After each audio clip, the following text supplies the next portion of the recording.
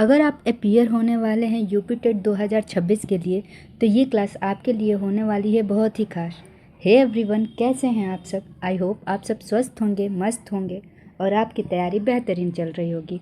स्वागत है आपका अपने चैनल अध्ययन सेतु में।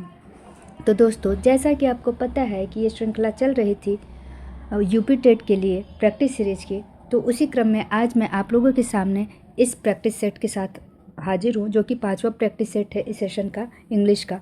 इससे पहले भी हमने एंटोनिम के एक सेशन कर लिया है, लेकिन वो काफ़ी नहीं था, क्योंकि एंटोनिम और सिनोनिम एक बड़ा क्षेत्र है और इससे बहुत सारे क्वेश्चंस बनने की संभावना है।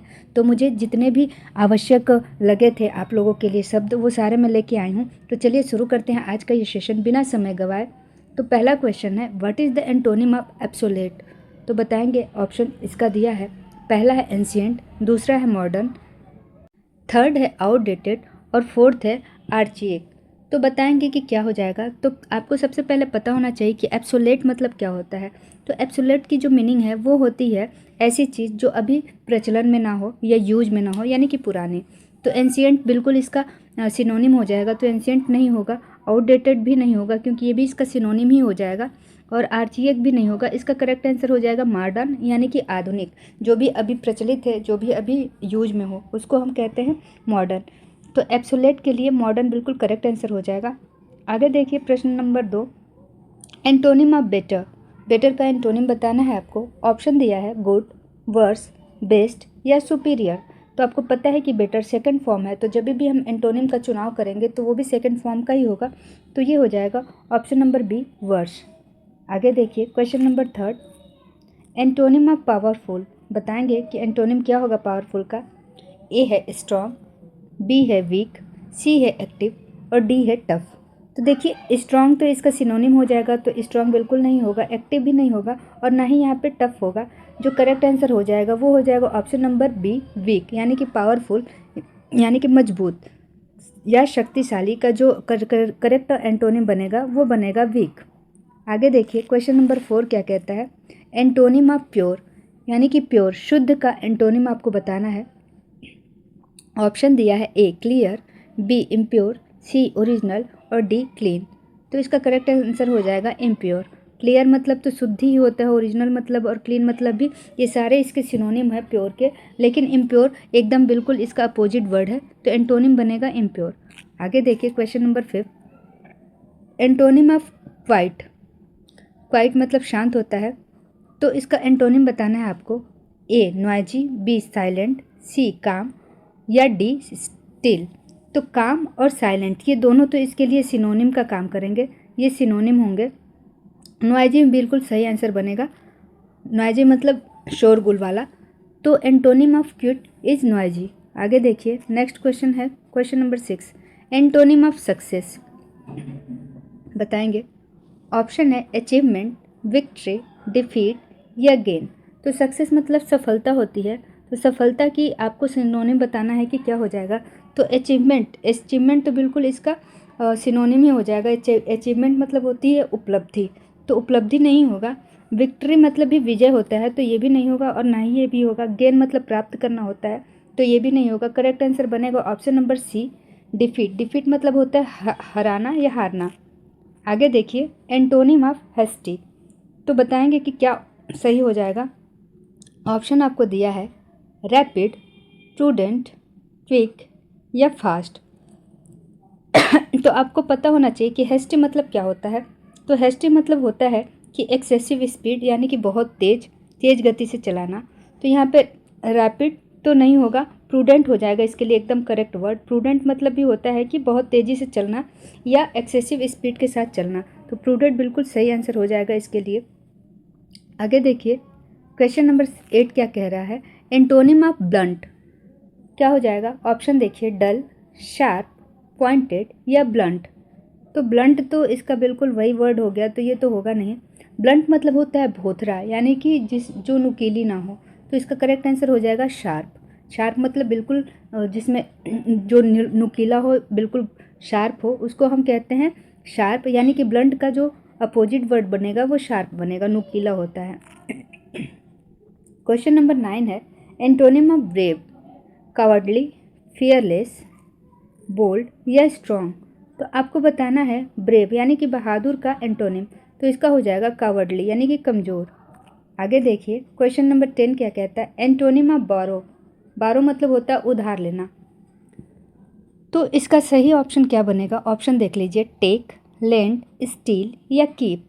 तो टेक तो नहीं होगा, लेंड इसका सही आंसर बन जाएगा, बारो का लेंड।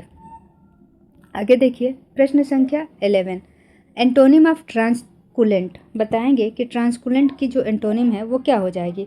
ऑप्शन देखिएगा, ऑप्शन दिया है A aggressive, B friendly, C hostile और डी फायर्स। तो बताएंगे कि क्या हो जाएगा। तो आपको पता है कि ट्रांसकुलेंट जो होता है इसका मतलब होता है कि जो अच्छा व्यवहार ना करे या शत्रुतापूर्वक व्यवहार करे, तो इसका हो जाएगा फ्रेंडली, मित्रतापूर्ण। ठीक है।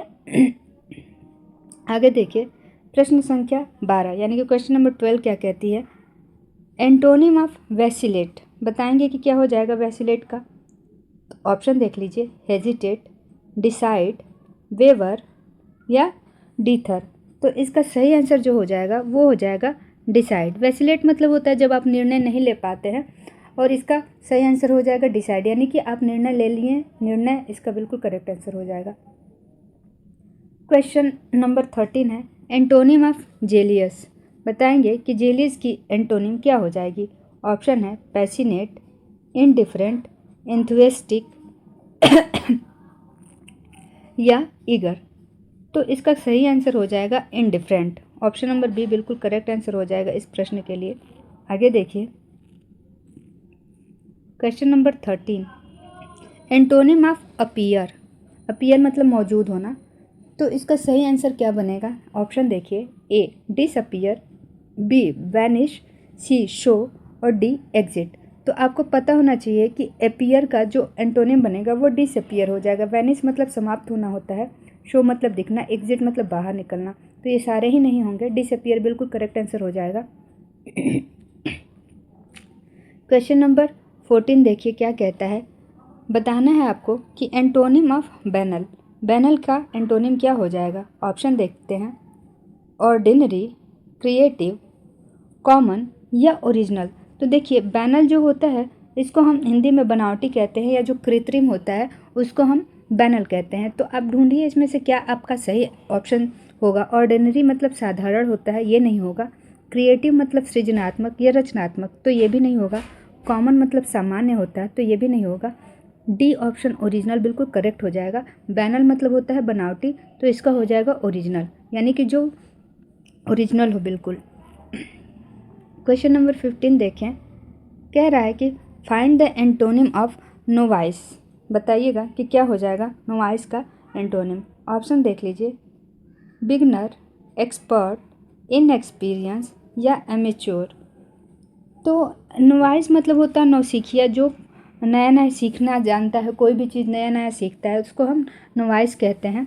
तो इसका जो सही आंसर हो जाएगा वो हो जाएगा एक्सपर्ट, यानी कि जो दक्ष हो अपने काम में, जो भी काम करता है उसमें उसको दक्षता हासिल हो, उसको कहते हैं एक्सपर्ट। तो नोवाइस के लिए एक्सपर्ट बिल्कुल करेक्ट हो जाएगा। बाकी ये सब तो ये सारे ही सिनोनिम बनेंगे इसके लिए। आगे देखिए प्रश्न संख्या 16, what is the antonym of copious. बताएंगे कि कॉपियस मतलब क्या होता है। मतलब कॉपियस की एंटोनिम आपको बताना है कि क्या हो जाएगा। हम ऑप्शन देखेंगे, एबंडेंट, लार्ज, स्कैंटी या प्लेंटीफुल। तो बताएंगे कि क्या हो जाएगा। देखिए कॉपियस मतलब होता है मतलब कि कॉपियस मतलब होता है कि जो कोई चीज़ बहुत ज़्यादा हो, अत्यधिक मात्रा में हो, उसको हम कहते हैं कॉपियस। तो एबंडेंट तो नहीं होगा, एबंडेंट मतलब भी होता है प्रचुरता, लार्ज मतलब भी ज़्यादा होता है, प्लेंटीफुल मतलब भी अधिकता होती है। तो इसका जो सही ऑप्शन बनेगा वो बनेगा स्कैंटी, यानी कि जहाँ पे अत्यधिक कमी होती है उसको हम स्कैंटी कहते हैं। तो कॉपियस अत्यधिक के लिए अत्यल्प, स्कैंटी बिल्कुल करेक्ट ऑप्शन बनेगा। प्रश्न नंबर 17, क्वेश्चन नंबर 17 देखिए, choose the antonym of illicit. Illicit के लिए एंटोनिम क्या बनेगा आपको बताना है। तो सबसे पहले ऑप्शन देखते हैं, अनलॉफुल, फर्टिव, प्रोहिबिटेड या एथिकल। तो बताइएगा कि क्या हो जाएगा। तो इसका जो सही आंसर बनेगा वो बनेगा एथिकल, क्योंकि आपको पता है कि इलिसिट मतलब ऐसी चीज़ जो अवैध हो, यानी कि जो नियम कानून के अनुसार ना हो, तो उसका एथिकल बनेगा बिल्कुल सही आंसर। आगे देखिए क्वेश्चन नंबर 18 क्या कहता है, what is the opposite of pivotal? बताइएगा। ऑप्शन है सेंट्रल, इम्पॉर्टेंट, अनइम्पॉर्टेंट या एसेंशियल।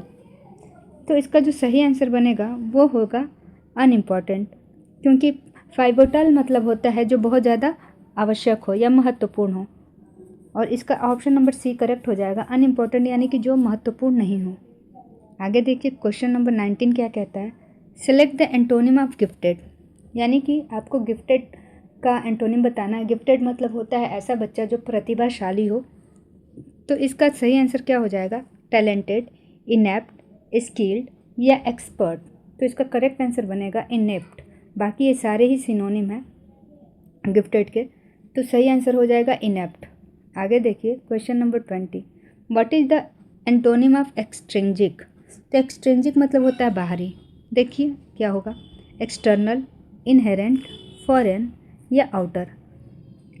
तो इनहेरेंट तो नहीं होगा, एक्सटर्नल तो नहीं होगा, इनहेरेंट हो जाएगा, क्योंकि इनहेरेंट मतलब होता है आंतरिक, एक्सटर्नल मतलब बाहरी होता है, और एक्सट्रिंजिक मतलब भी बाहरी होता है, फॉरेन मतलब भी बाहरी होता है। तो ये तो सिनोनिम हो जाएगा और ये भी सिनोनिम हो जाएगा। सही आंसर बनेगा इनहेरेंट। क्वेश्चन नंबर 21 देखिए, what is the antonym of candid? तो कैंडिड मतलब होता है जो रियल हो, ट्रूथफुल हो, स्ट्रेट फॉरवर्ड हो, उसको हम कैंडिड बोलते हैं, यानी कि जो फेक ना हो। तो इसका जो सही आंसर बनेगा वो क्या बनेगा, ऑप्शन देखिए, ऑनेस्ट, फ्रैंक, डिसीटफुल या ओपन।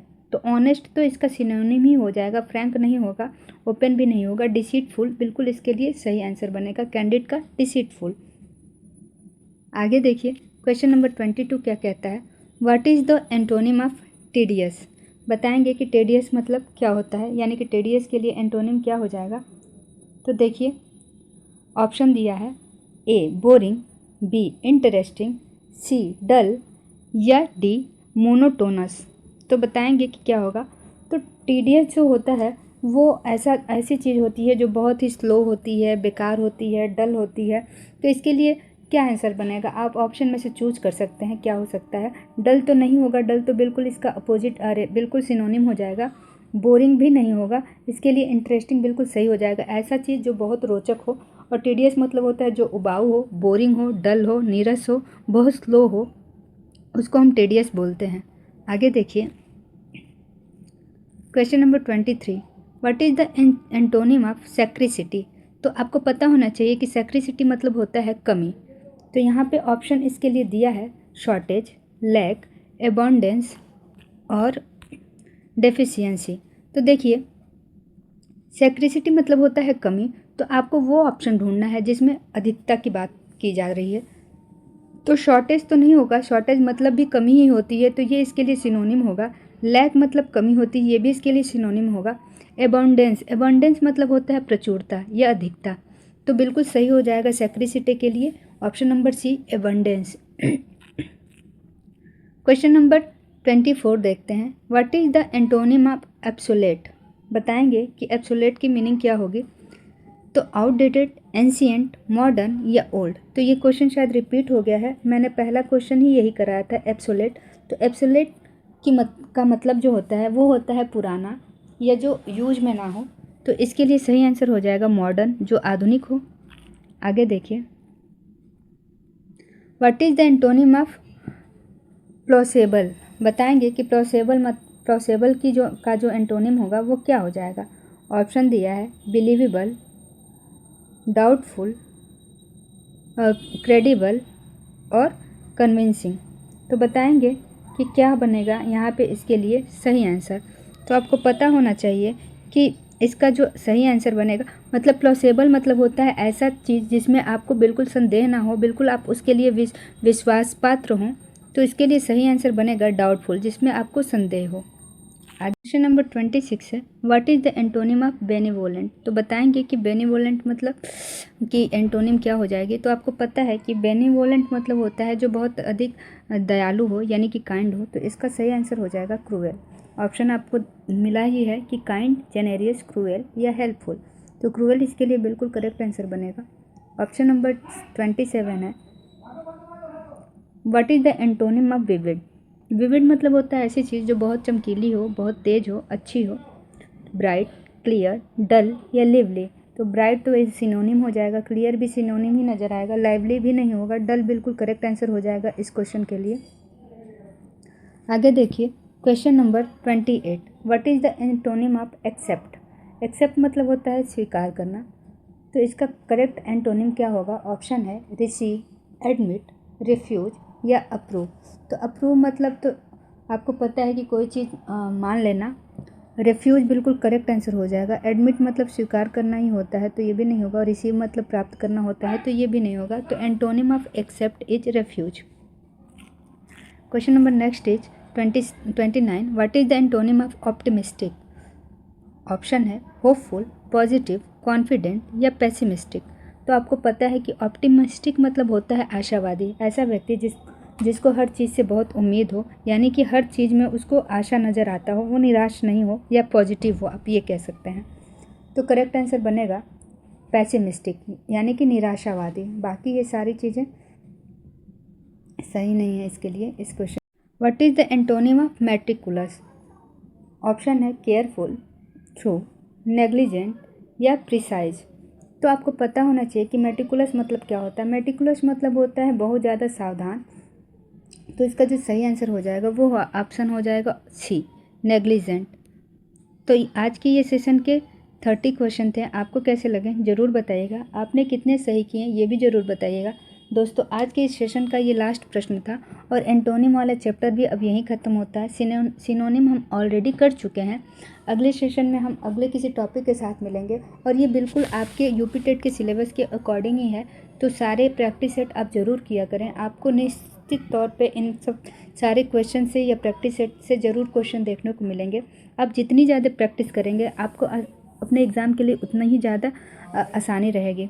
तो मिलते हैं नेक्स्ट क्लास में। टिल देन अपना और अपनों का ख्याल रखें। अगर वीडियो को लाइक नहीं किया है तो लाइक कर लें, चैनल को सब्सक्राइब कर लें और अपने दोस्तों में भी शेयर कर लें ताकि उन तक भी ये इन्फॉर्मेटिव क्लास पहुंच सके। मिलते हैं नेक्स्ट क्लास में। Bye bye.